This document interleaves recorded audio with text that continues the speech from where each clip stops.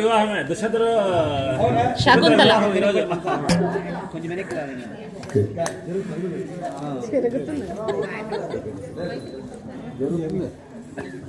విశ్వామిత్రునికి మేనకకి కలిగినటువంటి సంతానము శకుంతల. ఆ శకుంతల అనే బాలికను శకుంతలను రక్షిస్తూ ఉన్నాయి. గద్దలు గిద్దలు ఎత్తుకోపోకుండా అడవిలో వాళ్ళు వదిలేసి వెళ్ళిపోయింది. ఆమె మేనక వదిలేసి ఆమె లోకాన్ని నేను వచ్చినటువంటి పని అయిపోయింది కాబట్టి విశ్వామిత్రుడిని భంగం చేసేసి ఆ విధంగా వెళ్ళిపోయింది అనమాట. వెళ్ళిపోయిన తర్వాత అప్పుడు ఆచరణ చేయడానికి మాలిని తీరానికి వచ్చినటువంటి వెళ్ళిన నేను నిర్జన వనంలో శకుంత రక్షిత అయినటువంటి నిర్దిస్తున్న ఆ బాలికను చూసినాను. ఆ విధంగా ఆ బాలికను కన్వ మహర్షి తీసుకుని వచ్చి పెంచుకున్నాడు. అందరూ కూడా ఆ బాలికను కన్వుని యొక్క కూతురు అని చెప్పేసి చెప్పడం అనేటువంటి జరిగింది. ఈ విధంగా శకుంతల దుష్యంతునితో చెప్తాను. మా నాన్నగారు ఎవరితోనో బ్రాహ్మణుడితో ఈ విషయం చెప్తూ ఉంటే అంటే చేయండి సార్ ఆటో సార్ బుక్ చేసిన గోవిందా అది చేయండి. నేను మళ్ళీ మాట్లాడతాను. ఆటో సార్ 8:39కి వీళ్ళు ఎప్పుడు చెప్తే ఇప్పుడు 10 ఇక్కడికి వచ్చేసేయండి అమ్మా. ఆటో మీకు అరేంజ్ అవుతుంది. అక్కడ నేను వచ్చిన నాకు ఫోన్ చేస్తాను.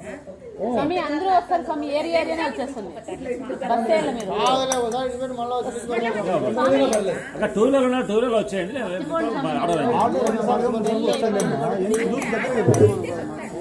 రెండుసార్లు వస్తానులేండి అంతే. సో ఈ విధంగా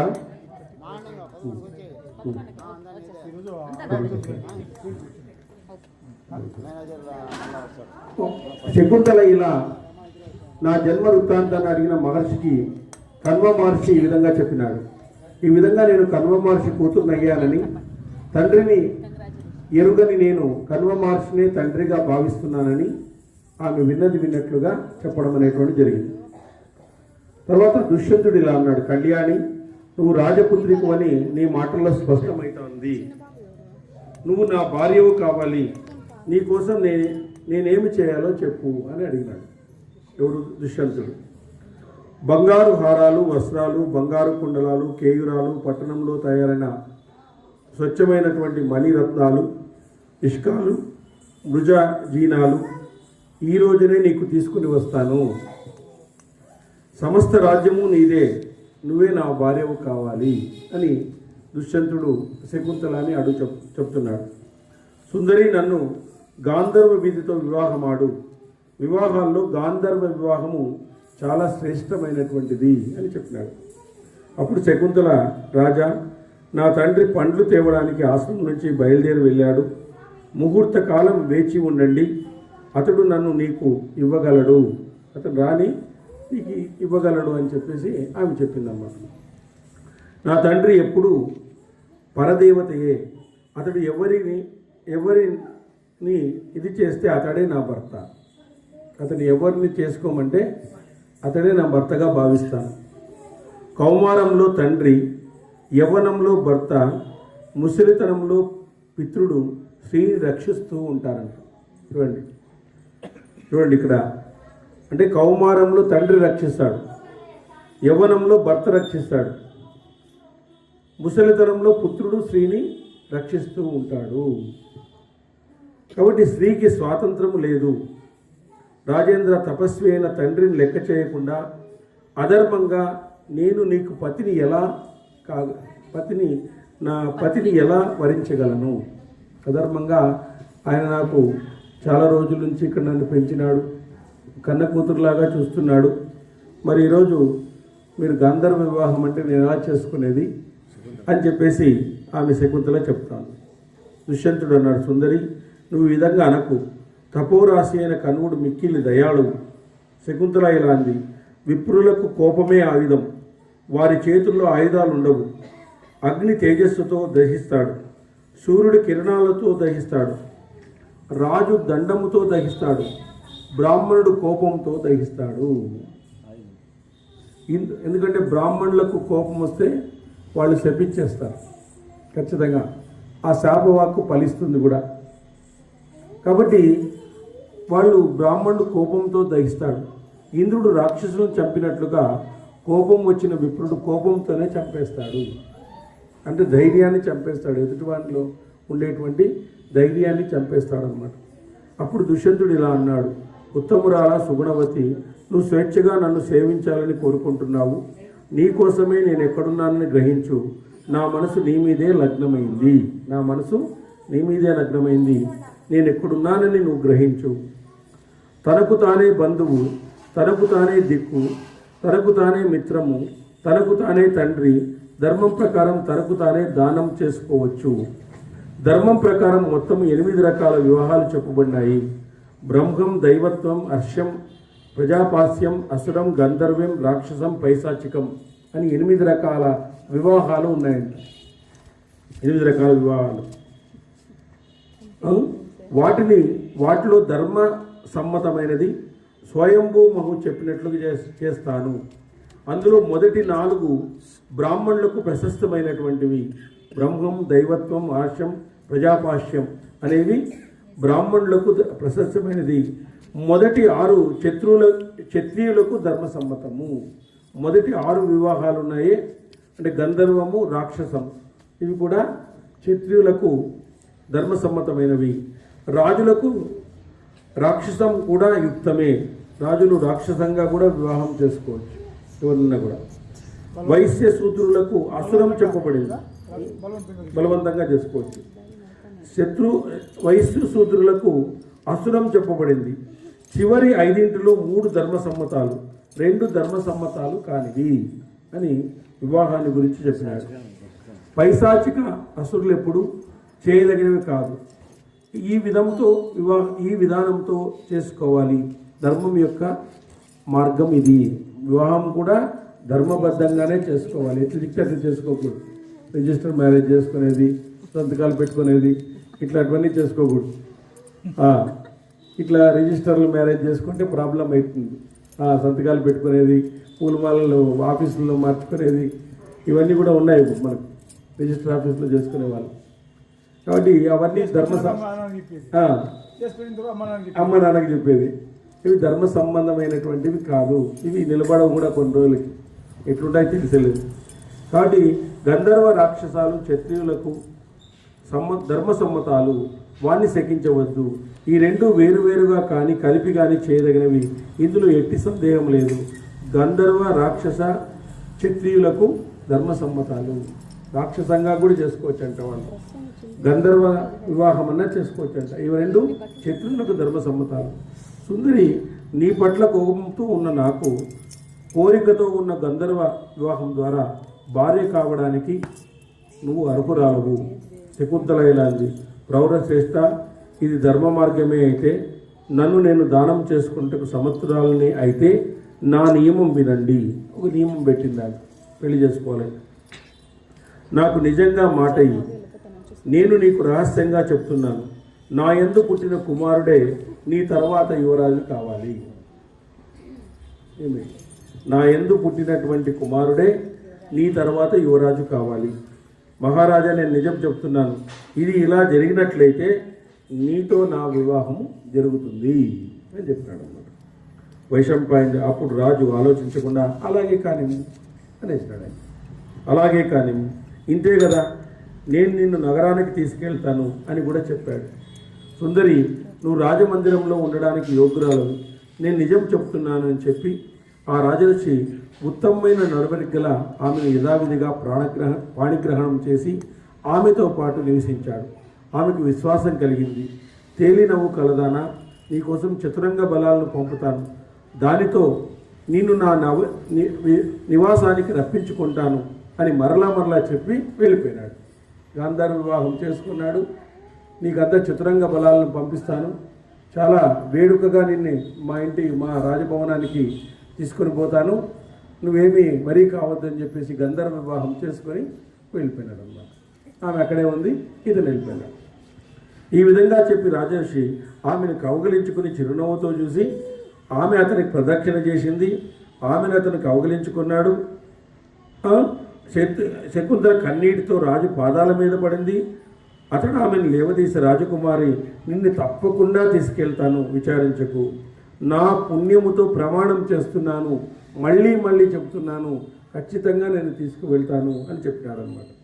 వైశంపాయనుడు ఇలా అన్నాడు, జనమేజయ ఇలా ఆమెకు మాట ఇచ్చి దుష్యంతుడు కశ్యపుని గురించి మనసులో ఆలోచిస్తూ వెళ్ళిపోయాడు. పూజ్యుడు తపోయుక్తుడు అయినటువంటి కశ్యపుడు ఈ వార్త విని ఏం చేస్తాడో అని ఆలోచిస్తూ తన నగరానికి ప్రవేశించినాడు. అతను వెళ్ళాక ముహూర్త కాలం గడిచేసరికి కణువుడు ఆశ్రమానికి వచ్చినాడు. అతను వెళ్ళిపోయిన తర్వాత కణువుడు వచ్చినాడు. శకుంతల సిగ్గుతో తండ్రిని సమీపించలేదు. భయంతో శంకిస్తూ బ్రహ్మర్షిని మెల్లగా సమీపించింది. అతనికి ఆసనం తీసుకుని వచ్చి వేసింది. కానీ సిగ్గుతో శకుంతల అతనితో ఏమీ మాట్లాడలేదు. సుధర్ము నుంచి తప్పినందుకు ఆమె భయపడింది. స్వేచ్ఛగల బ్రహ్మచారిణి అయిన ఆమె తప్పు వలన భయపడింది. అలా సిగ్గుపడుతున్న ఆమెను చూసి మహర్షి ఆమెతో ఇలా అన్నాడు, కణువుడిలా అన్నాడు, దీర్ఘాయుష్మంతురాలైన నువ్వు సిగ్గుపడుతున్నావు, మునిపట్ల ఇప్పుడు లేవు, కళ్యాణికి జరిగింది చెప్పు, భయపడకు. అప్పుడే ఆయన గమనించినాడు, ఆ ఫీలింగ్స్ అన్నీ కూడా గమనించి, నువ్వు దీర్ఘాయుష్మంతురాలైనటువంటి నువ్వు ఎందుకు సిగ్గుపడుతున్నావు, మునిపట్ల ఇప్పుడు లేవు, కళ్యాణి జరిగింది చెప్పు, భయపడకు అన్నాడు.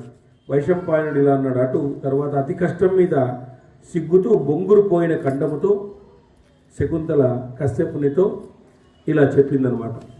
శకుంతల ఇలా అంది, తండ్రి, ఇలలాత్ముడైనటువంటి దుష్యంత మహారాజు ఇక్కడికి వచ్చాడు. దైవయోగం వల్ల ఈ ఆశ్రమానికి వచ్చిన అతన్ని నేను పతిగా వరించినాను. తండ్రి అతని పట్ల ప్రసన్నుడవై ఉండు. గొప్ప యశస్సు గల అతడు నా భర్త. ఆపై జరిగిందంతా నువ్వు దివ్య జ్ఞానంతో చూడగలవు. క్షత్రియ వంశానికి అభయం ఇచ్చి నన్ను అనుగ్రహించు అని ఆమె ఏం జరిగిందో చెప్పేసింది.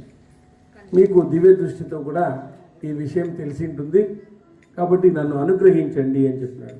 మహాతపస్వి అయిన కణువుడు దివ్య జ్ఞానంతో వృత్తాంతాన్నంతా తెలుసుకున్నాడు.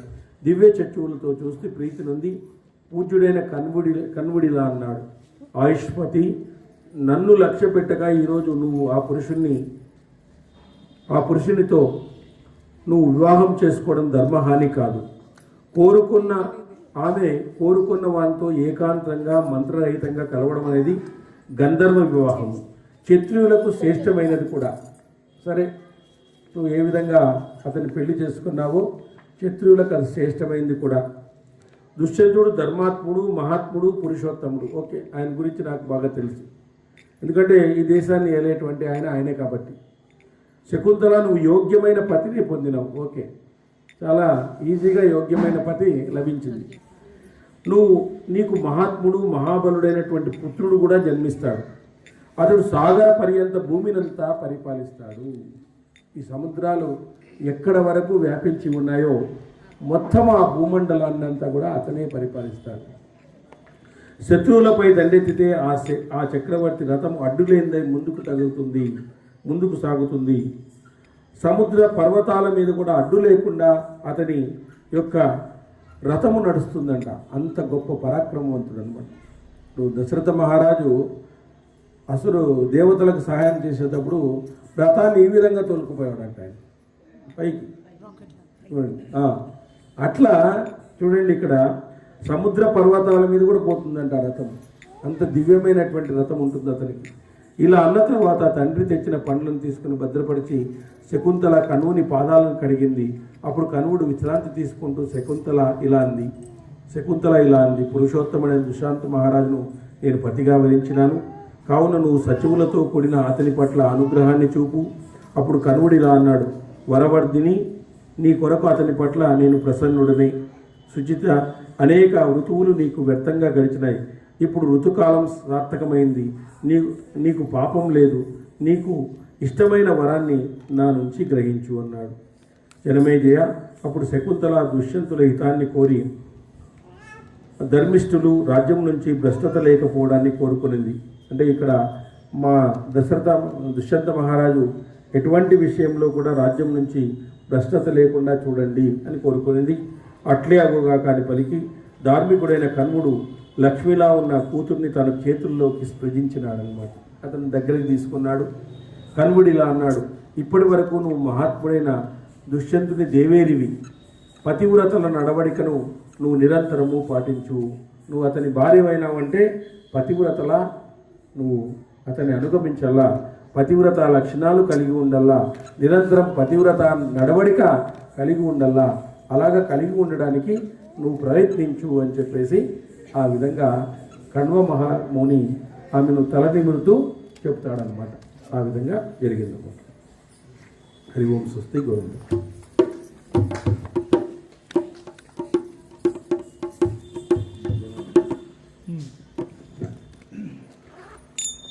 జయ మంగళము నీవు సర్వేశ్వరా, జయ మంగళము నీవు, మంగళము నీవు సర్వేశ్వరా.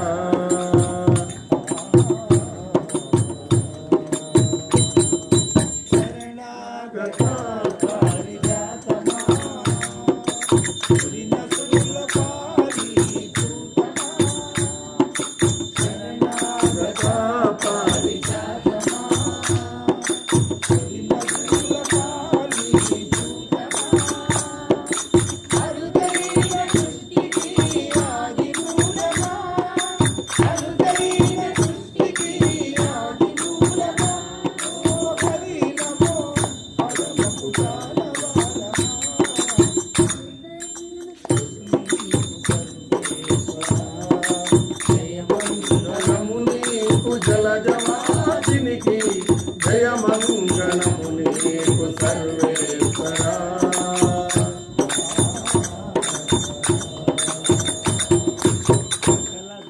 సకల దేవతా చక్రవర్తి, వెకిలిపై నిండిన విశ్వమూర్తి, సకల దేవతా చక్రవర్తి,